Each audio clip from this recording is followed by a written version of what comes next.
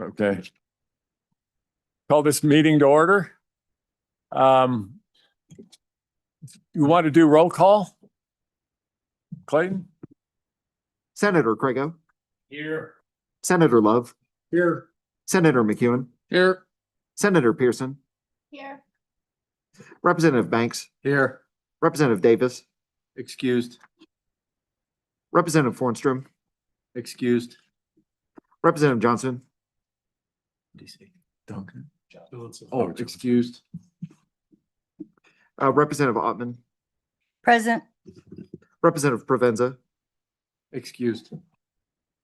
Representative Schmid, Here. Representative Strock, Here.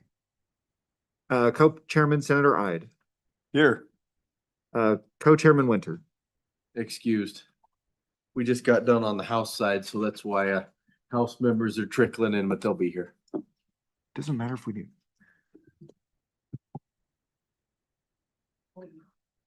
All right, committee. Our time's running short here. We've got to be back in for third reading on the other side of the building at 2 o'clock. So just to remind everybody, try to be brief. We want to get through all of this today if we can. And we'll go ahead and get started here. I think the first one on our list here for interim topics is from Dalton Banks, and I'll turn it over to the co-chairman here and let him speak. Okay, thank you, Mr. Chairman. So I bring this interim topic and Representative Ottman can kind of piggyback off that because she brought it as well. The ability to solve our somewhat veterinary shortages throughout the state of Wyoming.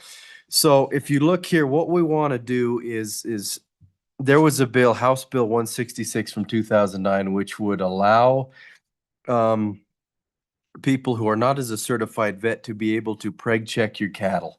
So just provide a pregnancy test for the cattle. You know, there's some people who just want to make sure that their cows are bred back and not necessarily sell them as a bred cow. So what we would hope to accomplish is be able to have an exemption to be able to do that. But if they were going to be sold as bred cattle, then they would have to be done so by a certified vet. To just allow for some of the kind of alleviate some of the shortages that we've been seeing with people needing to get preg tests on their cattle. And so that was the impetus behind that. I don't know if Representative Ottman wants to add anything to that because she also brought that topic and I think we can kind of combine them a little. Right. And just Go ahead. because of time, I would just say total agreement. We've got lots of people that are waiting for the vets and some of these things are in real time. You can't wait a long time for that. And with the amount of cattle and spring gatherings and things like that, it would just be a very advantageous thing for the whole ag community to be able to do this. So yeah, I'm interested to have it. Thank you. Thank you, Representative. Any other comments? I'm not sure this process here, I haven't shared it before. Do we want to have any brief public testimony? Okay, does anybody want to, from the audience, want to chime in on this particular interim topic? Okay, seeing none. We'll, I don't know if do we vote on this or do we just kind of go along and give our priorities at the end of it? Thank you. Go ahead, Representative. Mr. Co-Chair, I believe that we would go through the list and then we as individuals of the committee will then rate the ones that we believe after it's all done. And even that could be done and submitted to you at a later time. Okay, very good. Everybody good with that? All right, we'll move on. If there's no further discussion on Representative Banks' proposal. I got that one. Okay, go ahead. Yeah. Turn it over to you. So I'll just kind of introduce this next topic, but then turn it over to the County Commissioners Association. Oh, there's Jeremiah right there. And he'll talk about some issues we're having with the subdivision fencing laws. Go ahead and introduce yourself and we know who you are, but Yeah. go ahead and do it formally. Good afternoon, Mr. Chairman, members of the committee. Jeremiah Reeman here on behalf of the County Commissioners Association. I bring this topic to you because it's become an issue for many counties and for our county planners, and that is relative to our subdivision fencing laws. We've made some changes to those over the course of the past several years, and that's causing some issues for your county planners across the state. And so I don't know that this should take a lot of your time, but they'd like to just dig into it and see if we can provide some flexibility or perhaps transition back where we previously were. I've got Joy Hill, who's the Park County planner online. And I see she's up on the screen and she can give some more context to it, but I know you're under a rush. But yeah, we're just asking for some time about fencing issues. Thank you, Mr. Ryman. Go ahead if you want to bring her online. Go ahead, ma'am. Hi, can you hear me? Yes. Okay, thank you, Chairman Ide. Just very quickly, as you know, Wyoming is known as a fence out state historically. In 2011, Wyoming statute built in a requirement to fence subdivisions, but it was buried in Title 11, and I think many people aren't even aware that it was there. So back in 2023, a bill was brought forward and law was enacted, putting the subdivision fencing requirement squarely under Title 18 under subdivision statute. And so now it's kind of been dumped into the planners and the Board of County Commissioners' hands to ensure that these subdivisions are fenced. And what we're finding is it's a very expensive process for developers. So it's actually kind of causing problems with moving forward with subdivision, which is not in concert with the housing issues. But also there's problems with just defining livestock running at large, and what happens when the perimeter of the property is in the middle of a river or irrigation infrastructure. So those are just a nutshell of the concerns that have come up with this particular law. And we're just asking for, top preference would be obviously for it to be repealed because it's really in opposition to a lot of things that Wyoming is trying to achieve.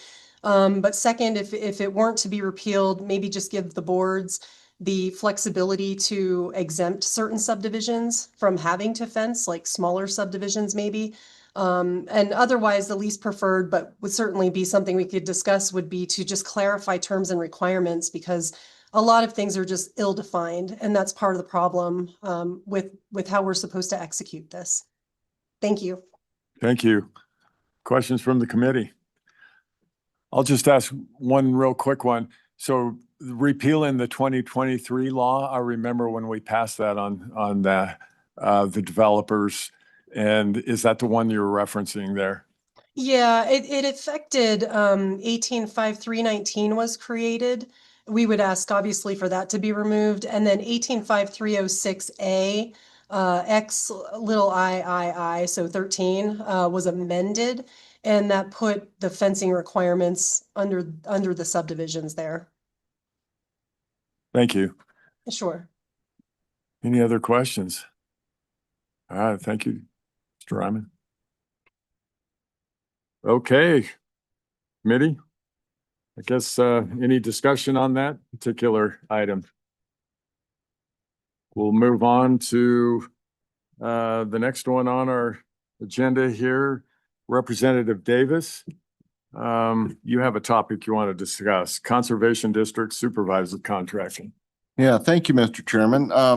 When conservations come into existence was in the 40s. So that our laws that are governing our conservation districts are from the 40s.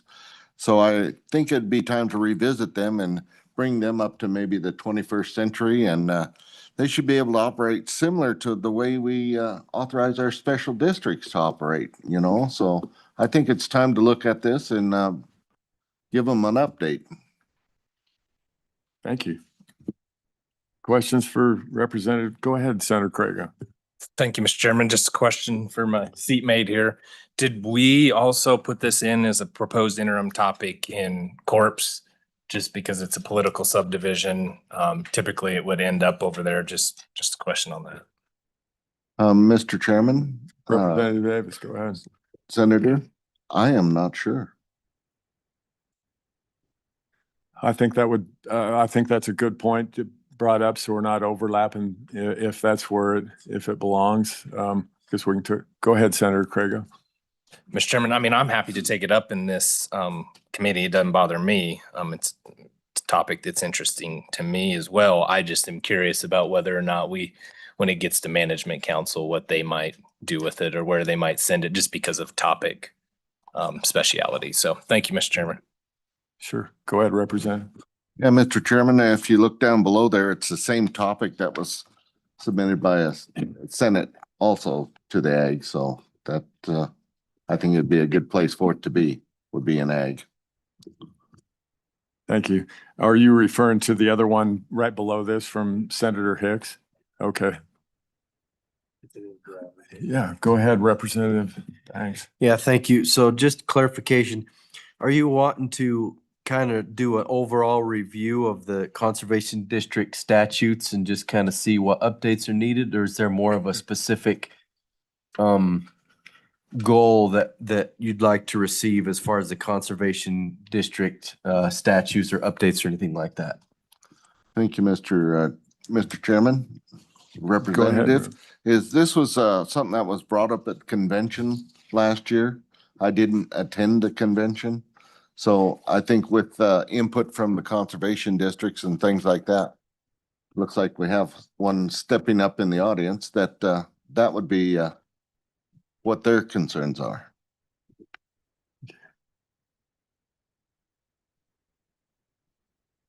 Go ahead, introduce yourself.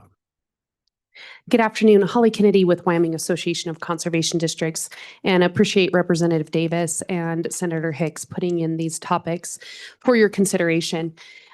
So there were two bills this session, Senate File 43 and House Bill 131, that both sought to address our statutes and some necessary updates, if you will, to those statutes. And as Representative Davis mentioned, these came forward through our policy process last year and came through our convention. And so there's two areas where districts have run into some issues, if you will, given the current statutes. And so one of those is the area that Senate File 43 sought to address, which is that our districts are currently prohibited from being able to borrow. So like, for example, if they want to go and buy a building, they can only do so if they're able to back that with cash, if you will. So they are currently prohibited under it's Wyoming statute 1116-123B. And so Senate File 43 looked at just running a repealer to just strike that section of the law to allow them to go ahead and borrow for those large purchases, if you will. The other House Bill 131 that Representative Davis brought, what it sought to do is we have had a couple of instances where how our election process works. So the board members for the individual conservation districts are voted for on the ballot. And they are, so there's 5 of them, and they are specifically elected to fulfill a seat that is either held for an urban position, there's 3 rural positions, or an at-large position. We've had a couple instances where people moved either from the ranch to town or from town to the ranch.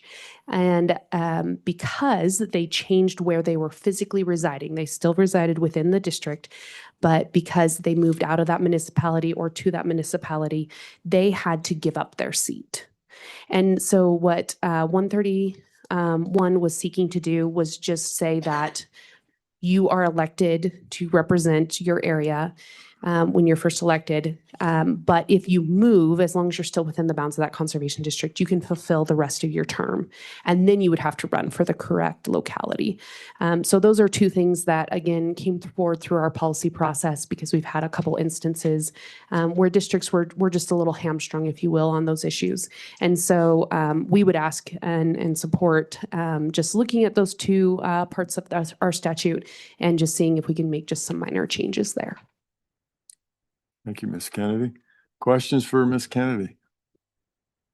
Thank you for your testimony. Thank you. Yeah. Any discussion, committee? Okay, we'll move on to Let's see, I guess I've got the next one on here. I'm gonna go ahead and turn this over to Representative Banks and take the other half of the chairman time here. So this is a topic that I hear a lot about, especially with our federal lands versus our state lands and the recreation disparities between the two of them that come up a lot on ours being more onerous, the state lands, than the federal lands as far as camping overnight and those sorts of things. So I thought it would be a good topic to discuss during the interim to, talk to LSO and kind of get side by side look at what those uses and regulations are on the two of them and see if there's ways to potentially perfect on the people of Wyoming that are dissatisfied with the way they are right now. And maybe there isn't any changes, but it's a good discussion to have, I think. So that's all this is about. Well, thank you. Appreciate that, Senator. Any questions about this topic for the senator? Okay, anybody in the room like to speak on this topic? Okay, thank you. I think that's an important topic to review. Okay, Representative Ottman, I think you've got another one for us. Go ahead. Thank you, Mr. Chairman. Yes, this is on preventing orphaned water rights. This was a topic during the 2025, and here comes Mr. Kennedy. So I would regress to him. Okay. Okay, thank you, Mr. Kennedy. Thank you, Mr. please. Chairman. Keith Kennedy on behalf of Wyoming Association of Irrigation Districts. We would like to wrap up that discussion that we started last year during the interim on orphan water rights, and in particular, as some sort of division might occur, making certain in statute that those rights are properly moved or used on location, both in the municipal as well as the county code. And in particular, if you recall, we were also discussing at some length both the family exemption and the small subdivision, which seems to be where most of the issues are now. It's fairly clear once you go past the small subdivision how those rights are to be dealt with, but we'd like to deal with those with respect to the others. And I think with all of the discussion that we've had on the Colorado River, that kind of highlights the importance of dealing with these so that we don't end up forfeiting these in some manner in the future. Thank you, Mr. Kennedy. Any questions for Mr. Kennedy on this topic? Okay, thank you. Appreciate it. Go ahead, Representative. Mr. Kennedy, Mr. Well, Chairman. been called back. Yeah, and just a quick question. I was just wondering, with this, you have that it would be, or we have it, that it would be 2 hours and 2 meetings. I was just wondering if they could be combined if necessary. And also if you have a suggestion of who else might be good to attend this. Go Mr. ahead. Chairman, I believe in total 2 hours between 2 meetings would be sufficient. And I believe that there should be someone from the state engineer's office present. You might recall at the meeting in Powell last year that we did have a representative from the state engineer, so. Thank you. Other questions? Okay, thank you. Further comments on this proposed topic? Okay, thank you. Moving on, we've talked about this one before, so, Representative Ottman, your MOU. Yes, thank you, Mr. Chairman. What this is, I'm looking it over because okay, livestock owners, community college trips, okay. Our work resolves something greatly needed, okay. For positive impacts of non-veterinarians conducting, and that went along with what we were talking about earlier. So it's just kind of a combination of that topic and how important it is. Are you looking at your, the tribal one? Oh, no, I was looking at Oh. the positive herd management. Okay. Oh, okay, this one was very interesting. Excuse me, committee. At our last tribal meeting, it was quite interesting to have the issue brought up. There are tribal members that, well, there's tribes that are introducing buffalo. And if they're on the reservation side there, buffalo, if they come over on on fee land, they are, domestic. And so if they cross over at that moment for the veterinarian to be able to say what they are, they have to look for the owner and look for all that. And it was quite a conversation and it's very convoluted. The other thing is some members with, like for instance, the Buffalo Initiative, they are purchasing fee land and have buffalo domestic on those lands. And so it was very much of a mess. And so I think what the consensus was is that we need to look at this and make a determination because the state veterinarian's office, and I see they're here, he was, yes, hello, Mr. True. He may want to speak on it. They really don't have the decision-making authority. Once an animal crosses from one place to another, if it's wildlife, that wildlife can be disposed of. And so are these wildlife and when are they not wildlife and all of those things? But it was a big deal. The tribes were very vocal about it, as were the landowners that are affected along the Wind River and into my district. And so what they both were asking for is a determination that they can get out and actually talk about it and possibly get an MOU. So it's they know how to handle it. The tribal wildlife, game and fish, our game and fish, the state vets office, and the tribal members to say, what is this? How should it be handled? Because one person was saying, these animals crossed the river and were on my property. So now are they still wildlife or are they domestic? And so it's an issue as we grow that population that needs to be handled. So anyway, I think it would be a great topic. Thank you, Representative, for explaining that to us.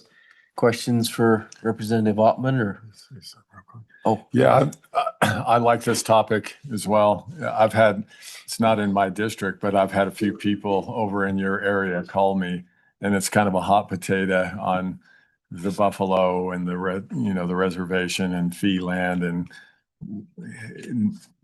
who's got jurisdiction and nobody wants it. You know what I mean? Kind of a thing. So thanks, Pepper, for bringing that. Okay, thank you. And Representative. Mr. Chairman. Go ahead. I was just, what I heard of quite a few times was that there could be an MOU of some sort. So I honestly don't know, Okay. but I believe it would be covered in this and it would be answers for everybody. Thank you. Appreciate that. Anybody in the room like to speak Mr. on Chairman? this one? Go ahead, Senator. So, Mr. Chairman, thank you. Just a question and comment possibly is depending on what our goal, if our goal is to learn something, that's great. I don't know, the legislature doesn't do MOUs. That's up to the executive branch. And that would also be up to the tribes, to the reservation to decide to do that. We also cannot ask them to do anything.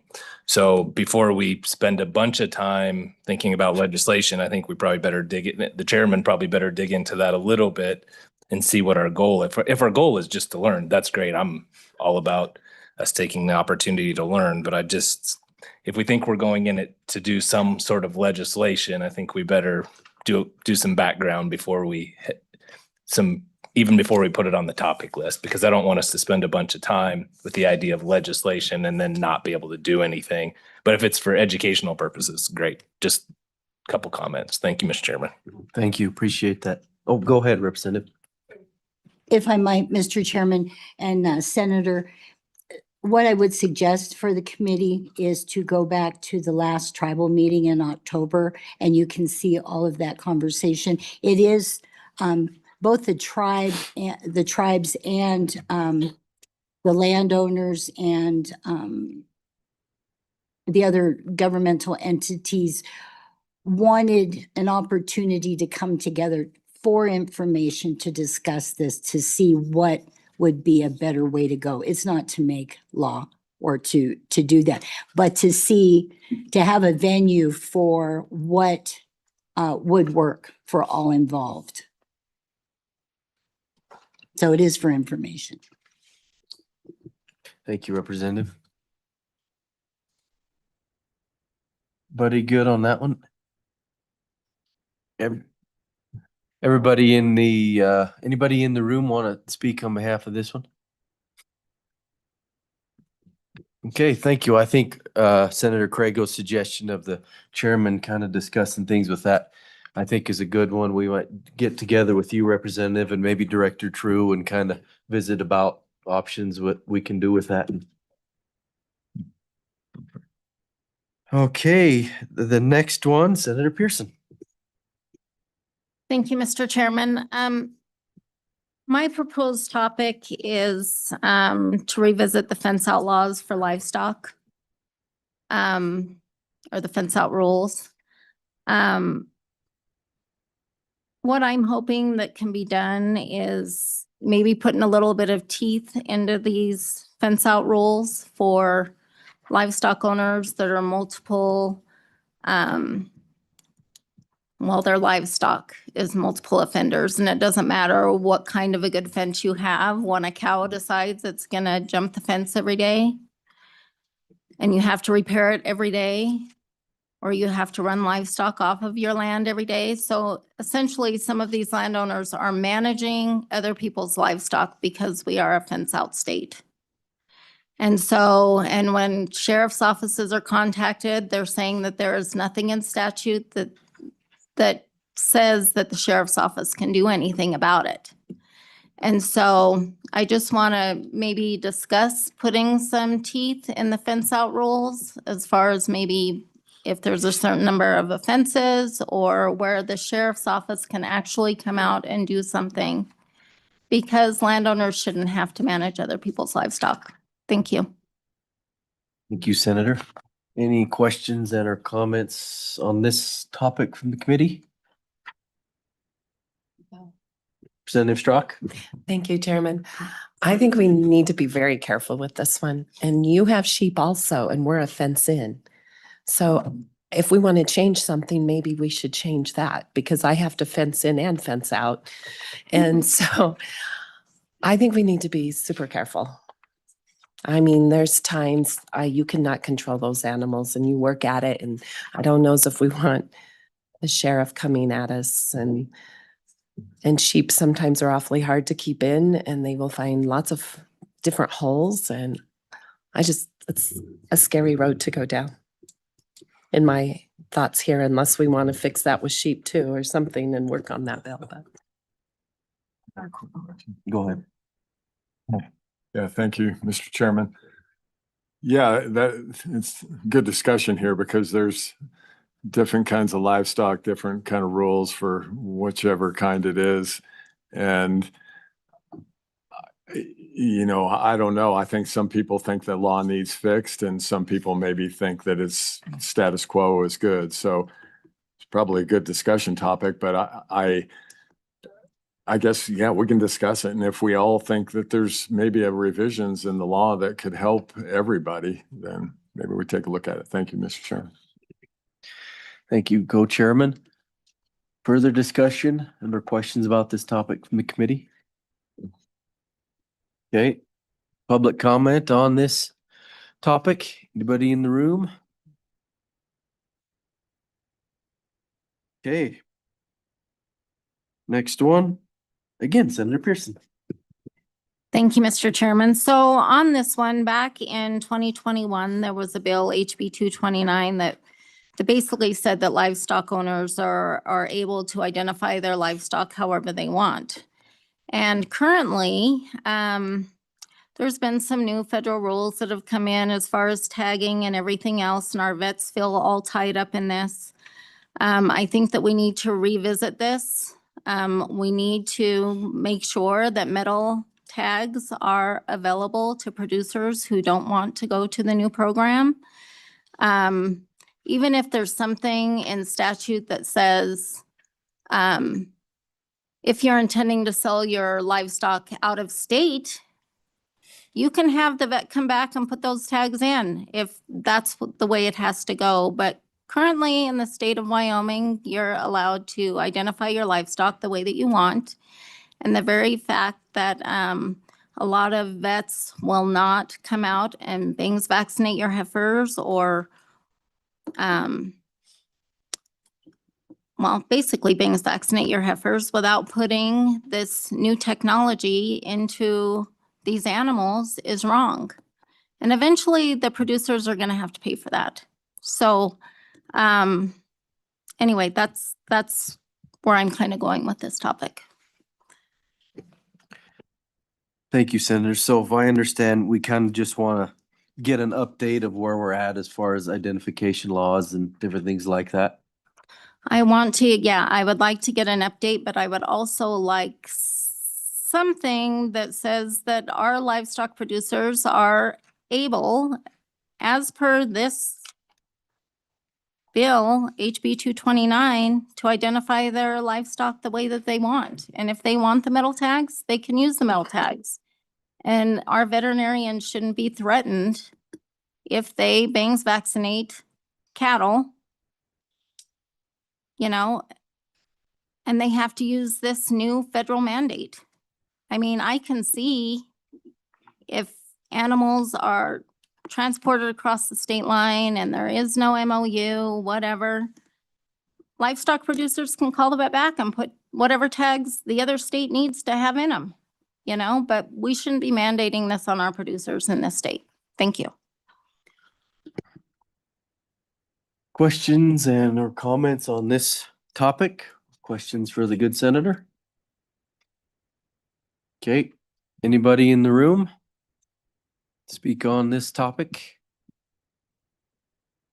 Okay, thank you. Next topic is Representative Wasserberger here. I do not see him. So he looks like he proposed an interim topic of homesteading related to House Bill 55.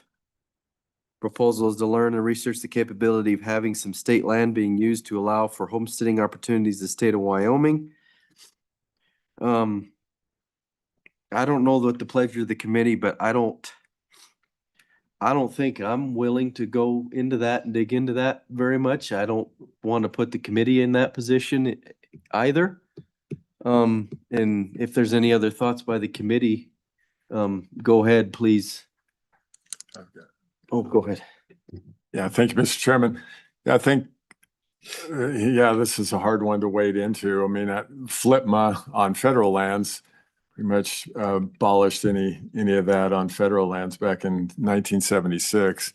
And, or at least that's the way I understand it. Mr. McGagna's an encyclopedia back there on all of this stuff, but I don't know if, it's probably a constitutional amendment is if we did anything along those lines, because especially with our no net gain, no net loss of state land. So anyway, if there's anybody in the audience that would like to comment on that, that knows a lot more about it than I do, they're welcome to come up. Thank you. Okay, not seeing anybody hurrying to the mic.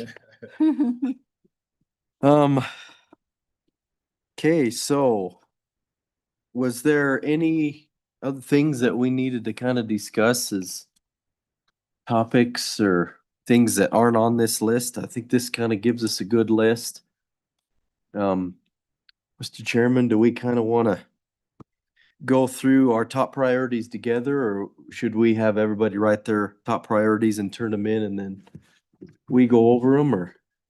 Yeah, Mr. Co-Chairman, everybody may have a little different feeling on what ranks first to fifth or sixth.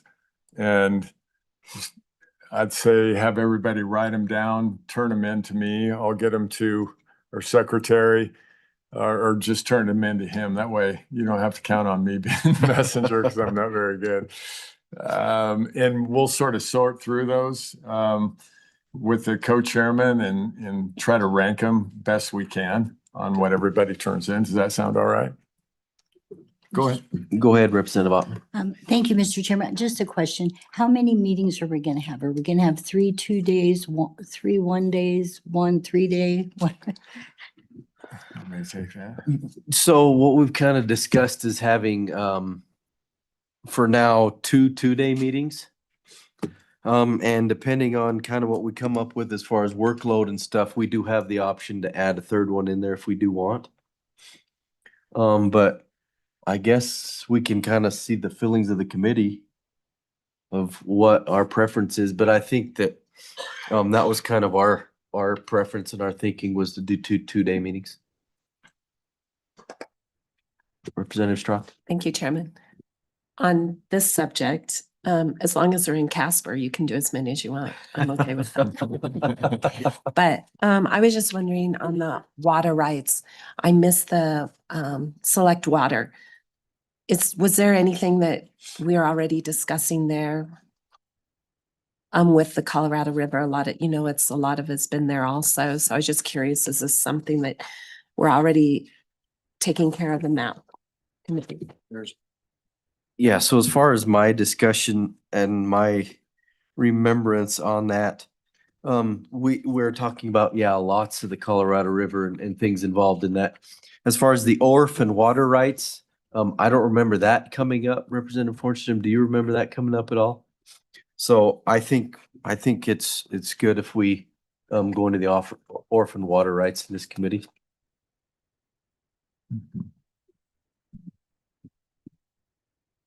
Any other discussion, committee questions? Oh, go ahead, Representative Schmidt. Yeah, in reference to Representative Strock's comment on the Colorado River, we do have that as a topic in the Minerals Committee too? Committee, yeah. Yep, and it's also in select water, so we're trying to get that very important matter covered. Oh, wait, I have one more. Did you guys get my email? Can I just tell you? Go ahead. Thank you, Mr. Chairman. So I sent you all an email today. This was something that came up after the deadline. But I wanted you to look at this, and I think that Wyoming really needs to address this. Did you guys get that email from me today? Anyway, so go ahead and just pass them down.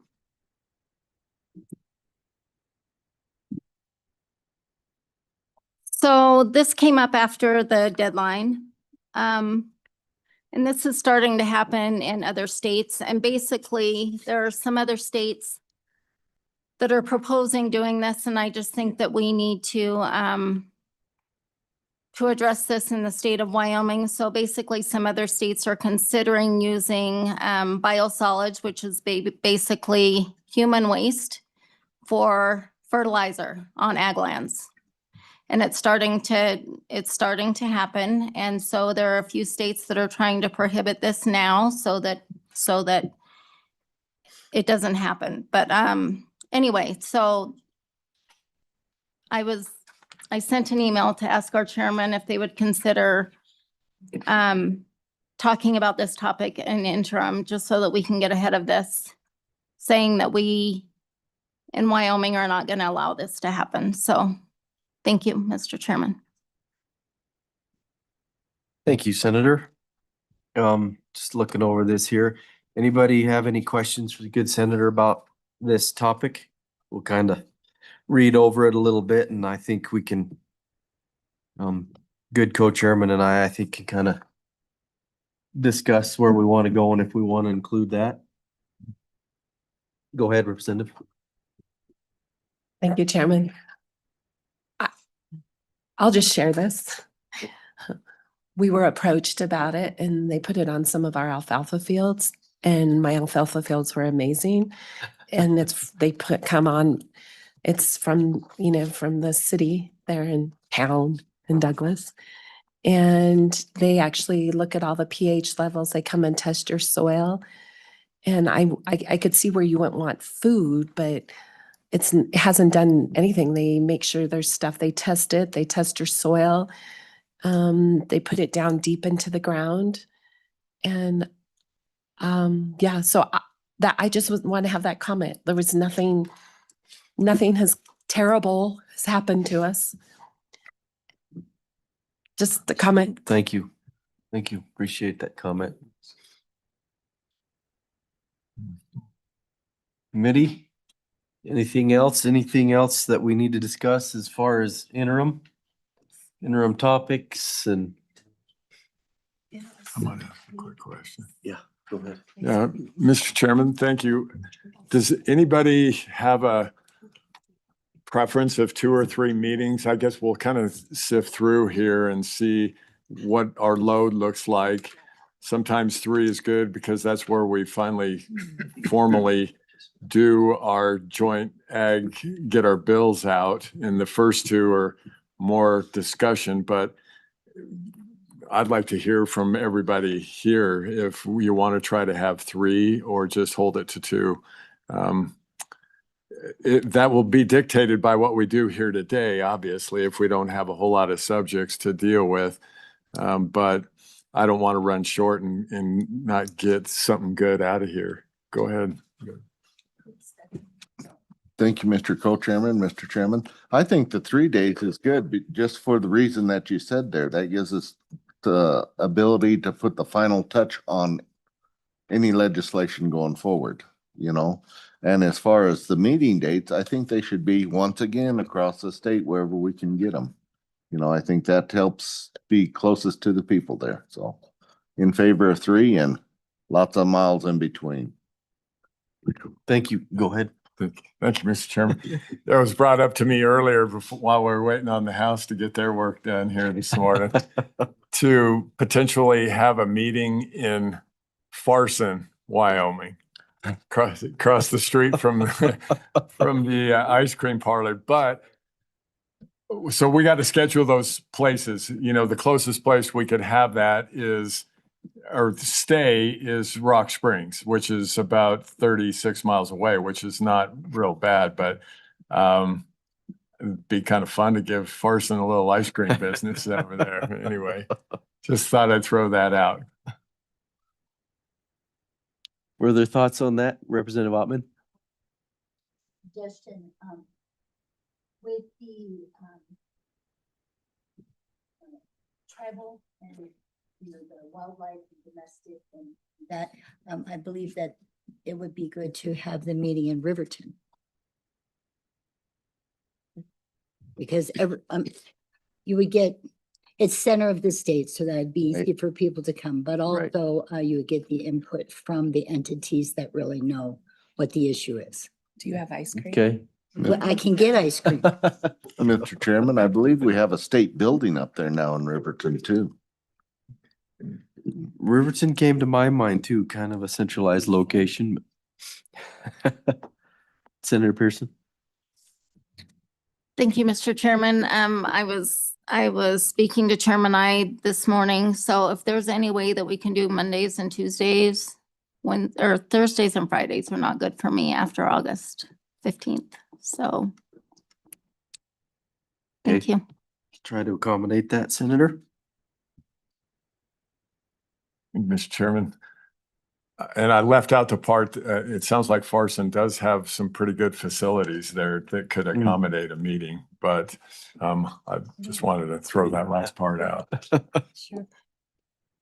Are they drumming up are they drumming up some money there, some tourism funds from us? Further discussion? Anything? Okay, so I think, yeah, just get your topics to, who do we have them turn them into? To our good staff there, to Clayton. And we'll get things going as far as interim topics, and good chairman will discuss meetings and trying to best to accommodate everybody, but I look forward to the interim with the Ag Committee. I think we got some good work to do, so anything, co-chairman? I'm good. Okay, with that we'll adjourn. We can let you senators get back up there just in time.